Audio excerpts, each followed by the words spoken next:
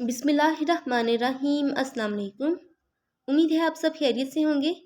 आज मैं आपके साथ MGT 211 इंट्रोडक्शन टू बिजनेस का मिड टर्म का करंट पेपर शेयर करूंगी। ये इस करंट सेमेस्टर 2023 का पेपर है। इसको देख के आपको आइडिया हो जाएगा कि हमारे पेपर में किस टाइप के क्वेश्चंस आएंगे और नंबर्स की क्या सेटिंग की जाएगी। देखिए, मैं गारंटी के साथ कहती हूँ कि इस वीडियो में जो टिप्स मैं आपके साथ शेयर करूँगी, अगर आप उनको फॉलो करेंगे तो आपका बहुत अच्छा CGPA आएगा। इस बात की मैं गारंटी देती हूँ। तो पहले हम अपने उनको देख लेते हैं कि कितने मार्क्स की हमारी पेपर प्रेपरेशन की गई है। टोटल 27 आपको MCQs दिए जाएंगे, जिनमें से 22 आपने अटेम्प्ट करने होंगे। 5 MCQs की चॉइस दी जाएगी। 3 शॉर्ट क्वेश्चंस दिए जाएंगे, 2 आपने अटेम्प्ट करने होंगे, 1 की चॉइस दी जाएगी। 3 मार्क्स का 1 शॉर्ट क्वेश्चन होगा। Same as it is 3 long questions होंगे, 2 आपने अटेम्प्ट करने होंगे, 1 की चॉइस होगी और 5 मार्क्स का 1 लॉन्ग क्वेश्चन होगा। तो पहले हम ये देख लेते हैं कि जो हमारा 22 मार्क्स का पेपर है ये कहाँ से आ रहा है। टोटल आपका 38 मार्क्स का पेपर होता है, जिनमें से 22 मार्क्स आपके MCQs ले जाते हैं। देखिए, मैंने बहुत से स्टूडेंट्स को कहते हुए देखा है कि वो कहते हैं कि पेपर पास्ट पेपर्स में से आता है। अरे नहीं, MGT 211 का सब्जेक्ट है, पास्ट पेपर में से क्यों आएगा। आपको पता है कि कॉन्सेप्चुअल पेपर आता है, इसके बीच में कंडीशंस के ज़रिए, सिनेरियोज के ज़रिए, एग्जाम्पल्स के ज़रिए पेपर को पूछा जाता है। तो फिर किसने क्या है कि भाई पास्ट पेपर में से आपका पेपर आता है। यहाँ पे जस्ट इस सब्जेक्ट में आपको clarity of mind and clarity of thoughts की ज़रूरत है। कहीं पर रट्टे लगाने की ज़रूरत नहीं। और ये तो सब्जेक्ट भी इतना आसान है, टोटल बुक के 198 या समथिंग इतने से बस पेजेस हैं। तो आप भी 18 लेक्चर्स नहीं हैं, इतना ज़्यादा सिलेबस भी नहीं आ रहा। जस्ट यकीन जाने आपकी 50 मिनट्स लगने हैं और आपका ये सब्जेक्ट डन हो जाएगा। ये मैं आपके साथ अपना पर्सनल एक्सपीरियंस शेयर कर रही हूँ। मैंने सब्जेक्ट की खुद भी तैयारी की हुई है। अब ऐसे ना कीजिएगा कि लास्ट टाइम पे आके 50 मिनट्स दे के बैठ जाए। फिर लास्ट टाइम में टेंशन भी इतनी होती है कि बंदा नहीं पढ़ पाता।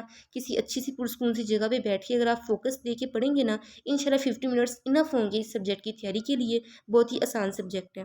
और देखें, 10-15 साल पहले वाली जो आपकी मिड टर्म की फाइल्स हैं, उनके बीच में से कोई भी आपको पेपर उठा के नहीं देगा। और वैसे भी कोर्स कम हो गया हुआ है, तो फिर वहाँ से तो नहीं ना आएगा, काफ़ी चीज़ें कम भी हो गई हुई हैं। किसी भी पास्ट पे फाइल को, किसी के भी नोट्स को, किसी की भी फाइल्स को पढ़ने से बेहतर है आप अपने हैंडआउट्स को पढ़ें। जब आपका सिलेबस हुई है, कोर्स हुई है, हैंडआउट्स हुई हैं, तो फिर पास्ट पेपर्स, नोट्स और फाइल्स भी तो उसी के बीच में से बनी है ना। ऑनेस्टली स्पीकिंग, मैंने खुद कभी कोई पास्ट पेपर नहीं पढ़ा, कभी ये फाइल्स और नोट्स नहीं पढ़े, क्योंकि मेरा कहना ये है कि हर एक की अपनी थिंकिंग होती है। जिसने भी नोट्स बनाए हैं, उसने किसी को कोई चीज़ इंपॉर्टेंट लगती है, किसी को कोई चीज़ इंपॉर्टेंट लगती है। और फिर एग्जामिनर कभी इंपॉर्टेंट चीज़ उठा के दे देता है, कभी जो बिल्कुल भी आम सादा सी चीज़ होती है वो उठा के दे देता है। अगर मेरी आपको फेयर एडवाइस यही है, अगर आप अपने हैंडआउट्स को रीड करके जाएंगे ना, आपके दिल को सुकून होगा, इत्मीनान होगा कि भाई मेरे पेपर की तैयारी है।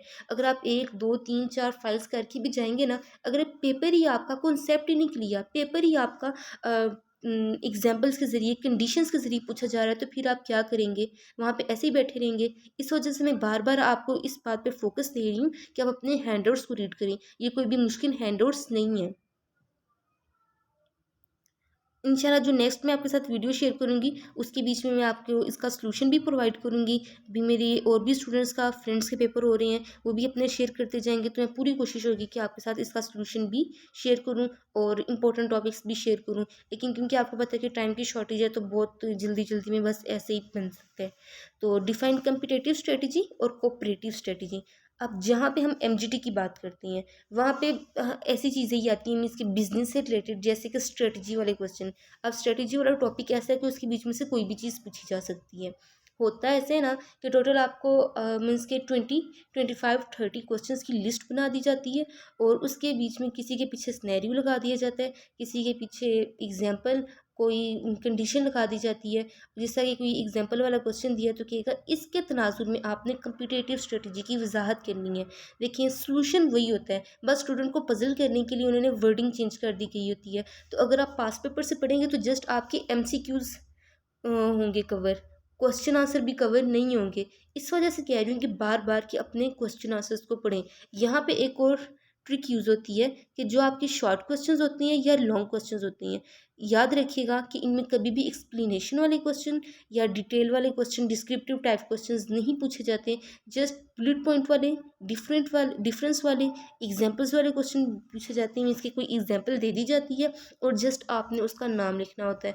1.5 मार्क्स की वो एक मतलब 2 देते हैं टर्म्स, और एग्जांपल्स, और उनको आपने बताना होता है तो वो 1.5 मार्क्स की एक होती है। तो फिर जब ये चीज़ें तभी आप सॉल्व कर सकेंगे जब आपका कॉन्सेप्ट क्लियर होगा। और स्ट्रेटजी वाला टॉपिक बहुत इंपॉर्टेंट है। फिर दूसरा टॉपिक जो इस MGT 211 का टाइकॉन है, सब्जेक्ट की जान है ना, वो जॉइंट स्टॉक कंपनी है। इसके ऊपर कोई भी क्वेश्चन आ सकता है, इसकी कैरेक्टरिस्टिक्स, इसके बीच में मीन्स कोई भी क्वेश्चन आ सकता है, क्वेश्चन बेनिफिट्स के ऊपर आ सकता है। तो फिर आपने इसको इसका मन मीन्स जब कॉन्सेप्ट लेंगे तो खुद ही आपको ये क्लियर हो जाएगा। Why is established joint stock company. अब ये देखें, इसी के बीच में से क्वेश्चन आ रहा है। और फिर इंटरनल फ्लुएंस ऑफ बिजनेस। अब ये चीज़ इंपॉर्टेंट नहीं है, लेकिन अगर आप पास पेपर से करेंगे तो फिर आपको कैसे समझ आएगी। तो इस वजह से मैं कह रही हूँ कि अपने हैंड नोट्स को रीड करें, वही आपके लिए बेस्ट है, वहीं से सब कुछ आना है। और ऑब्जेक्टिव भी वहीं से कवर होगा, शॉर्ट क्वेश्चन, लॉन्ग क्वेश्चन, सब कुछ आपका यहीं से कवर होगा। पूरी कोशिश होगी कि नेक्स्ट वीडियो में मैं आपके साथ इसके जो सॉल्यूशन है वो भी शेयर करूं, और इसके इंपॉर्टेंट टॉपिक्स भी शेयर करूं। और ज़्यादा इसमें टाइम नहीं लगना, बहुत आसान सा वैसे भी ये सब्जेक्ट है। और जब आप अपना क्विज़ करते हैं ना, क्विज़ 1 क्विज़ 2, मैं जब इनकी वीडियोस अपलोड करती हूँ, असाइनमेंट की वीडियो अपलोड करती हूँ, तो आपने देखा होगा तो मैं लाजमी कहती हूँ कि यहीं से अपने कॉन्सेप्ट को क्लियर करें। एक तो यहाँ पे भी मार्क्स अच्छे आएंगे और आगे एग्जाम में भी मार्क्स अच्छे आएंगे, कॉन्सेप्ट क्लियर हो जाता है अगर आप वो कर लें। अगर आप नोट करें ना कि 25 to 30% पेपर आपका जो क्विज़ और असाइनमेंट के क्वेश्चन के बीच में से आता है। अब ये बात याद रखिएगा कि आपकी लक पे भी डिपेंड करता है कि आपका पेपर कहाँ से आए। किसी का 50% पेपर तो पास पेपर में से आ जाता है और 50% पेपर हैंड आउट्स में से। और किसी का तो ऐसा होता है कि MCQs भी टच नहीं किया जाता पास पेपर के बीच में से, सारा हैंड आउट्स के बीच में से बना के दे दिया जाता है। लेकिन जो अभी भी मैंने जितने भी पेपर देखे ना, उसके बीच में जो भी रिसेंटली क्विजेज हुए हैं ना, उसके क्वेश्चंस काफ़ी ज़्यादा MCQs रिपीट हुए हैं। तो मैं आपको यही कहूँगी कि सबसे पहले अपने जो क्विजेज हैं, मैं भी जब खुद भी अपने क्विजेज करती हूँ ना अभी तक, तो मैं उनके क्वेश्चंस को सेव कर लेती हूँ और असाइनमेंट के क्वेश्चन का भी वहीं से कॉन्सेप्ट क्लियर कर लेती हूँ। तो मेरी कुछ लक भी मेरी काफ़ी अच्छी है कि उसके बीच में से भी मेरे क्वेश्चन आ जाते हैं जो मैंने क्विज के क्वेश्चन किए होते हैं, और असाइनमेंट वाले क्वेश्चन भी लाजमी आ जाते हैं हर पेपर में नहीं, मीन्स आ जाते हैं पेपर्स के बीच में। अब क्योंकि व्यू का हर स्टूडेंट का पेपर दूसरे स्टूडेंट से चेंज होता है, और फिर इस वजह से हर एक का पेपर एक जैसा नहीं आ सकता। तो लेकिन जो क्विज़ेज़ हैं उनमें तो थोड़ा ना थोड़ा रेशो बनाई जा सकती है ना। तो क्विज़ेज़ को अच्छी तरीके से कीजिएगा और अपने असाइनमेंट वाले क्वेश्चन को लाजमी कीजिएगा, और सिर्फ हैंडआउट्स को पढ़िएगा। सिर्फ ये 4 बातें अगर आप पूरी कर लेना, एक अपने क्विज़ेज़ को पढ़ना, दूसरा असाइनमेंट को करना, और तीसरा ये अपने जो नो हैंडआउट्स हैं इनको रीड करना, और चौथे नंबर पे आपने घर से 2 नफल पढ़ के जानी है, अल्लाह ताला से दुआ करनी है। मैं गारंटी देती हूँ कि अगर आप ये काम करेंगे तो आपका पेपर बहुत अच्छा होगा। ना अच्छा हुआ तो इस वीडियो के नीचे आइएगा, कमेंट कीजिएगा और मुझे कहिएगा कि मैम पेपर अच्छा नहीं हुआ। तो मेरी तरफ से बेस्ट ऑफ लक। कोई भी बात समझ में ना आई हो तो कमेंट्स में लाजमी पूछ लीजिएगा। नेक्स्ट वीडियो में मिलते हैं। अल्लाह हाफिज़।